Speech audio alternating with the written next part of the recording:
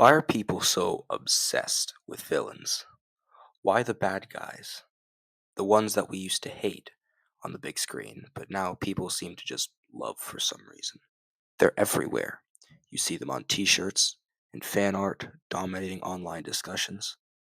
But why are we so obsessed with them? And at what point does admiration for a compelling character cross the line into glorification? Let's break it down. It's not hard to see the appeal sometimes. Villains today aren't the one dimensional caricatures they sometimes made them back in the day. Now they've got depth, complexity, and backstories that sometimes make us feel for them. Take the modern example of the Joker. They make him charming, clever, and painfully relatable at times.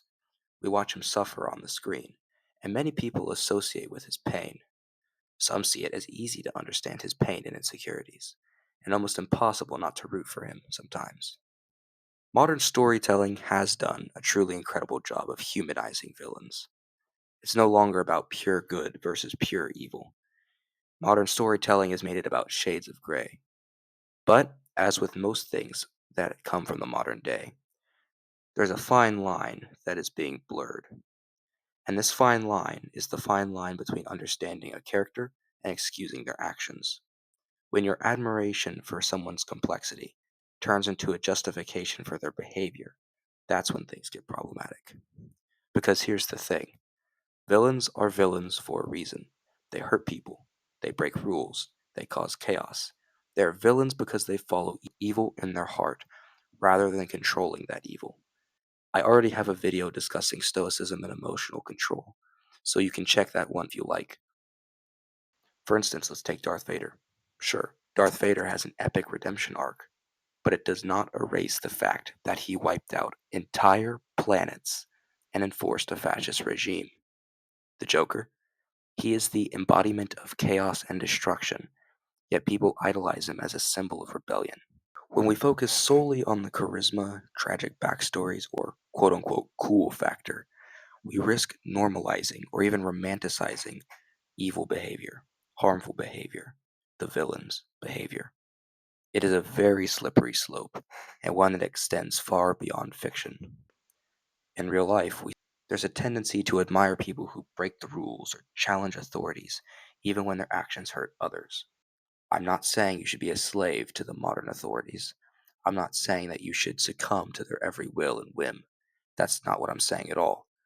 I believe that modern government is exceedingly corrupt and harmful in some cases. But that does not excuse villainous behavior. You can still be an excellent, upright, honorable person, but you cannot follow the rules of the modern day that they enforce for evil purposes. And people, for some reason, tend to take this to an extreme. They admire the villains of history, they admire the ones that broke the rules and went too far. There's a modern obsession with Hitler or Stalin or Mao. People make jokes and memes about them like little losers who hide in their rooms on their computers and they don't do anything with their lives. But they seem to glorify these evil people who hurt and harmed the innocent. Hitler murdered 6 million Jews. Stalin murdered 24 million Russians and Ukrainians and Jews. Mao murdered who knows how many Chinese, both Christian and not. You cannot justify that action or those behaviors. The anti hero trend of the modern day has blurred the lines between right and wrong, as we've just stated. And that makes it easier to excuse that harmful behavior if it comes from someone with a compelling story. So, what's the takeaway from this? It's not about canceling the villains or rejecting the complex characters. We need complex characters and storytelling. We need the people in the stories, in the movies, in the books who are the bad guys. Without the bad guy, you cannot have a good guy. I'll bring up an example. Anyone who remembers Syndrome from the first Incredibles movie will recall that when he has Mr. Incredible trapped, he says something about when everyone is a hero, no one is a hero. And when everyone's super, no one. But what I'd like to say is when there's no villain, when there's no evil to be combated, there is no hero anyway, because there's no need for one.